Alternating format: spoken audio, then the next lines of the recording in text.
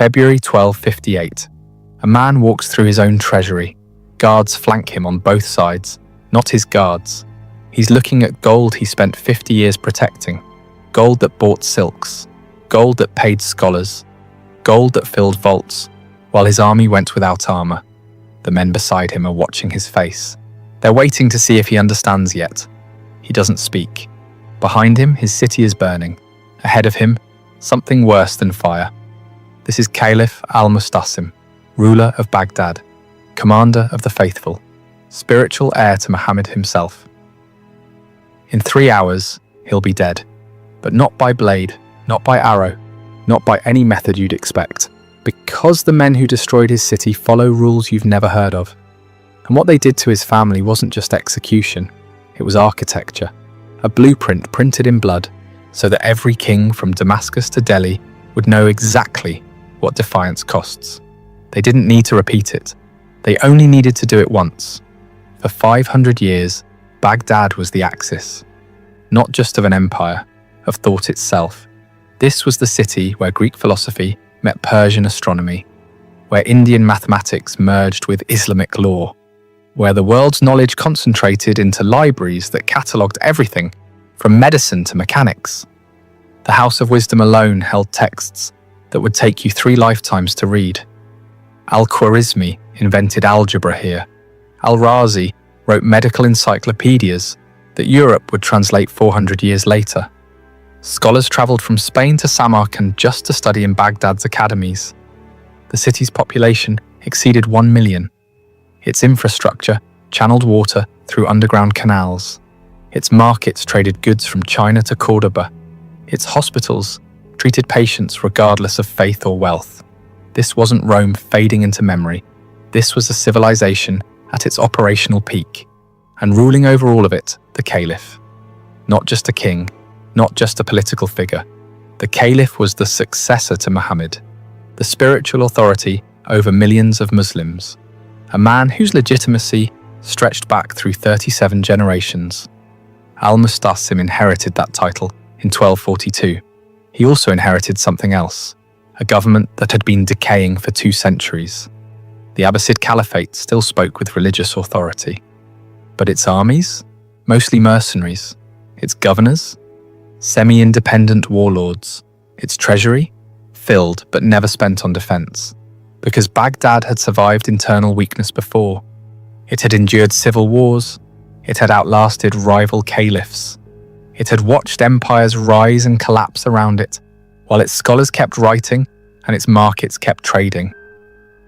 So when distant reports arrived about horsemen in the east, horsemen who had already erased the Khwarezmian Empire, horsemen who had depopulated cities in Persia, horsemen who didn't stop at rivers or mountains or negotiated borders, Baghdad took note and did nothing. The Mongols weren't an army, they were a mechanism, a system refined over 50 years of constant warfare across terrain that spanned frozen steppe to desert to mountain range. When Genghis Khan died in 1227, he left behind something unprecedented. Not just territory, not just conquered peoples. He left behind a military doctrine that turned warfare into replicable process. And one of Genghis's grandsons, Hulagu Khan, was tasked with carrying it west. In 1253, the Mongol Kurultai assigned Hulagu a specific objective: secure submission from every state between Mongolia and the Mediterranean. Not just military defeat, submission, because the Mongol Empire wasn't built on occupation, it was built on compliance. Cities that submitted early retained their autonomy. Their leaders stayed in power. Their people continued their lives. They just paid tribute and acknowledged Mongol supremacy. Cities that resisted stopped existing. Every target received the same sequence. Mongol messengers arrive. They present terms in writing, submit immediately, send tribute, provide hostages, usually sons of rulers, accept Mongol governance. Compliance means survival. Your walls stay standing, your markets stay open, your population lives. Refusal triggers nothing immediate. No threats, no ultimatums, just silence. Weeks pass, sometimes months. The city continues its routine. Defenders begin to think maybe the Mongols were bluffing, maybe they moved on to easier targets. And then the horizon fills with horsemen, not in chaos, not in scattered groups, in formation. Cavalry units move in coordinated patterns. Siege engines arrive on wagons. The army doesn't attack, it surrounds, completely. Every gate, every road, every escape route. Then construction begins. In full view of the defenders, the Mongols assemble siege equipment, trebuchets designed to throw stones, weighing 300 pounds. Engineers from China and Persia work alongside Mongol soldiers. The defenders watch machines being built, specifically to dismantle their walls. A second embassy arrives. The terms are repeated, word for word, exactly as before. This is the last chance. Most cities surrender here. If refusal continues, the siege begins. Not as chaos, as procedure. When walls collapse, infantry moves through in units. When gates break, cavalry secures routes. The city falls in sections, and once inside, the population is divided. Artisans, identified and spared. Scholars, identified and spared. Engineers, identified and spared. Everyone else, gathered in fields outside the city. What happened next was documented by multiple sources, and it wasn't random violence, it was systematic elimination. The survivors were resettled in Mongol territories. The city itself was often burned, not as punishment, as evidence, because the Mongols didn't conquer for territory, they conquered for compliance, and every ruined city became a textbook for the next one. By 1257, Hulagu had already applied this system across Persia. Nishapur refused, population eliminated. Merv refused, systematically depopulated. Herat refused, reduced to ruins. Refusal had consequences that echoed across generations. And now Hulagu turned toward the greatest city between Persia and Egypt, Baghdad. In September 1257, Hulagu sent his envoys to Baghdad, 3 riders carrying a single letter. You have heard what has befallen the cities of Persia. You know the cost of refusal. Present yourself at our camp. Submit to the authority of the great Khan. Dismantle your fortifications. Send your sons as hostages. Do this, and your city will be spared. Refuse, and you will learn what the others learned. The letter arrived at the Caliph's court on a Thursday.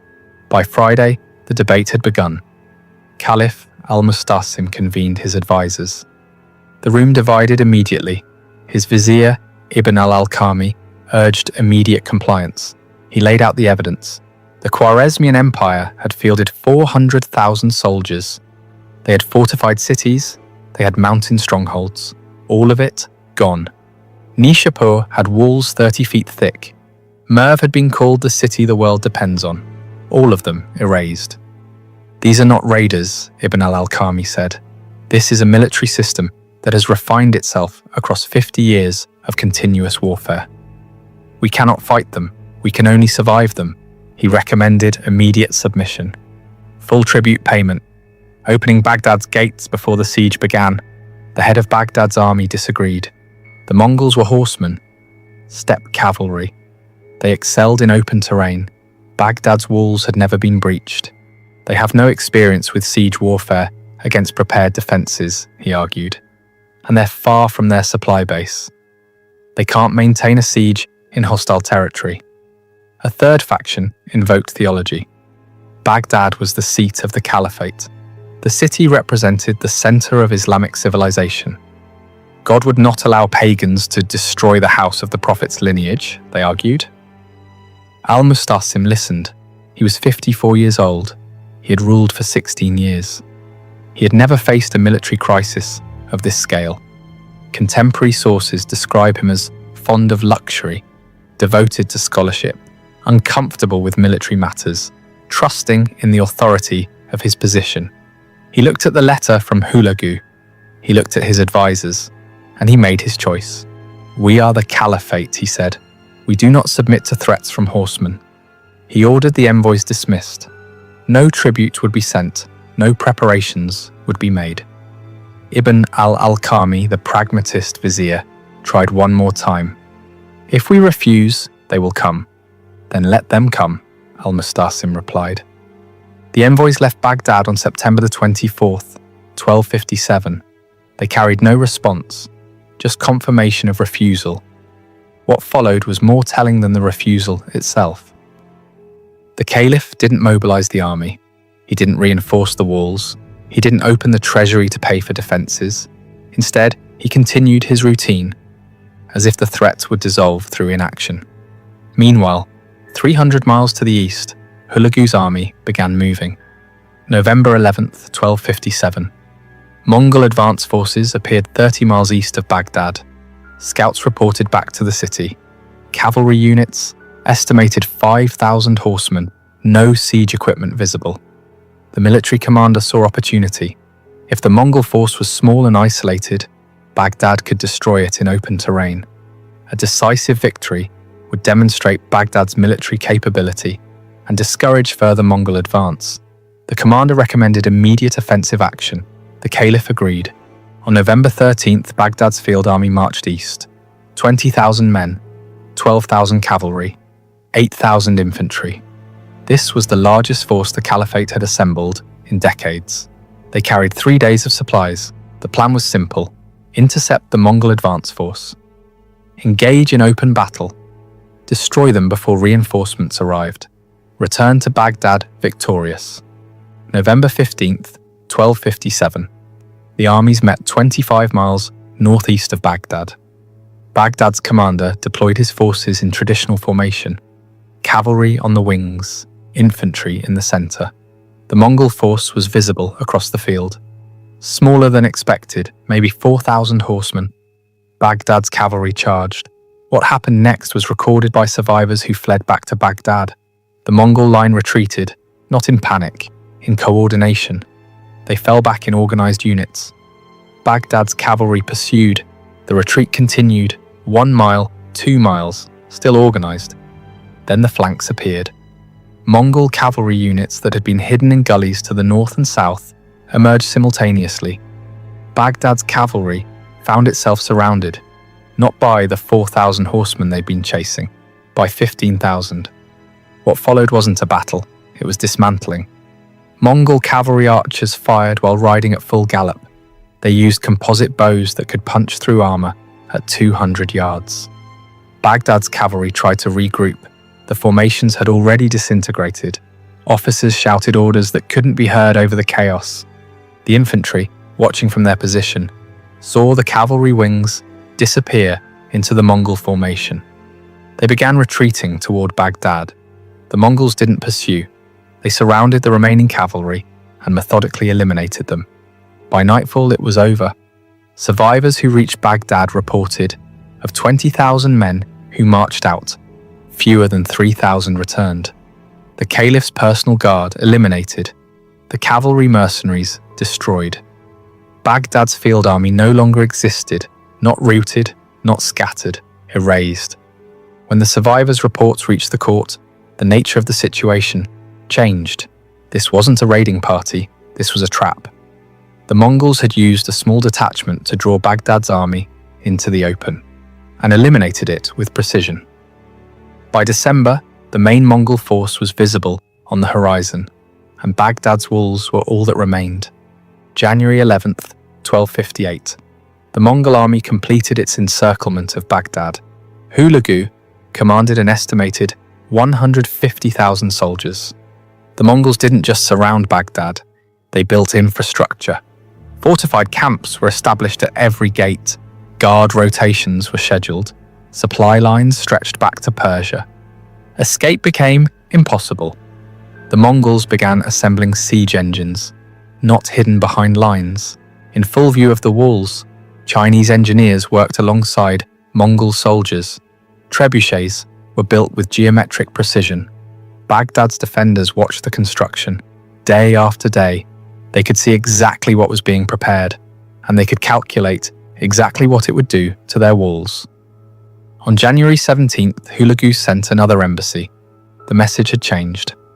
The time for full submission has passed, but the Caliph may still preserve his life. Open the gates, present yourself. Order your garrison to disarm. Do this within 3 days, and the population will be spared. The Caliph convened his remaining advisors. The pragmatist vizier recommended acceptance. We have no field army. We have no allies coming. We have no way to withstand what's outside our walls. The religious scholars still invoked divine protection. The Caliph hesitated. 3 days passed. No response was sent. January 29th. At dawn, the trebuchets began firing. Not randomly, not for intimidation, systematically. The Mongol engineers had spent 2 weeks calculating wall thickness, structural weak points, optimal impact angles. The stones struck the same sections repeatedly. Each impact created microfractures in stonework that had stood for 5 centuries.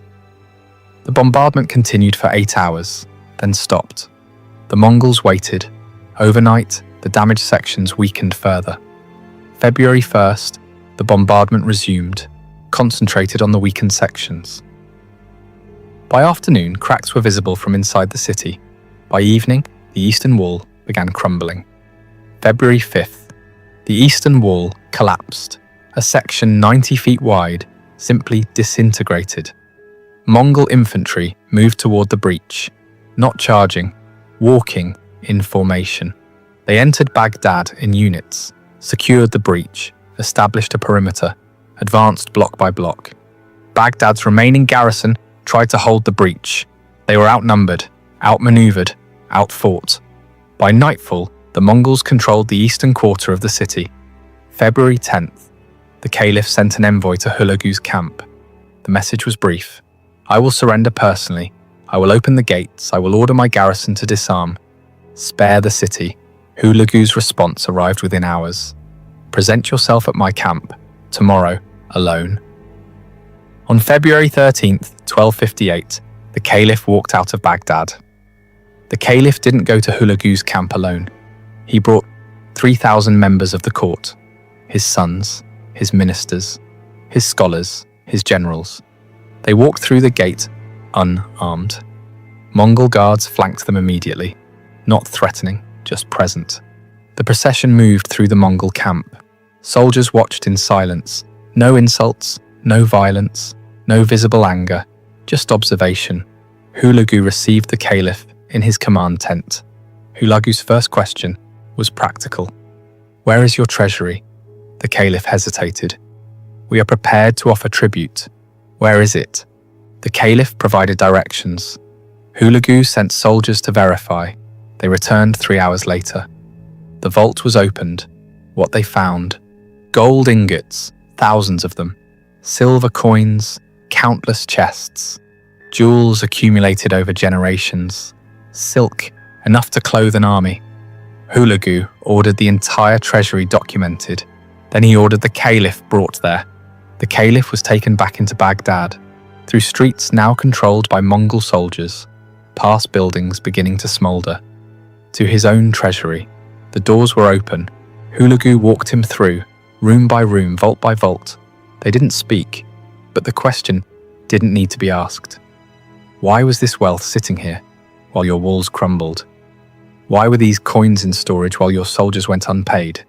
Why was this gold locked away while your city prepared for nothing? What happened next is reported differently across sources.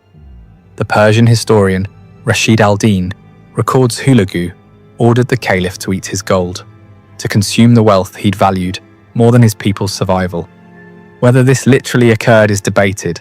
What's documented is what followed. The Mongols followed Tengrist spiritual beliefs.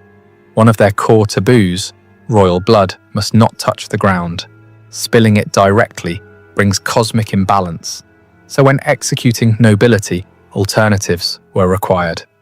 For the Caliph, they chose a specific method. He was wrapped in a carpet, tightly, completely, arms bound, legs immobilized, then laid on the ground outside the treasury. Horses were brought forward. The horses didn't trample randomly. They were led, slowly, deliberately, across the wrapped figure, repeatedly. The weight of the horses crushed the body inside the carpet. No blade was drawn. No executioner announced judgment. No formal proclamation was made. When it ended, the Caliph was dead. No blood had touched the earth. The taboo was satisfied, but something else had been created, a method that would be discussed in every court from Anatolia to Delhi, a death that carried meaning beyond mere execution. The Caliph's sons were separated from the court group, all of them. Contemporary sources report they were executed the same day.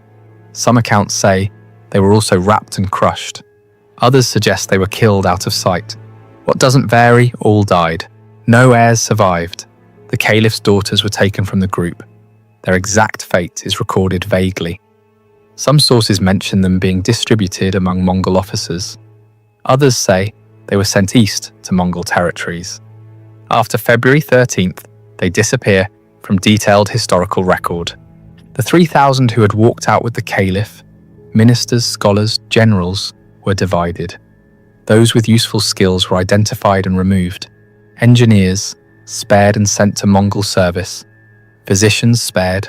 Administrators, who knew local governance, spared.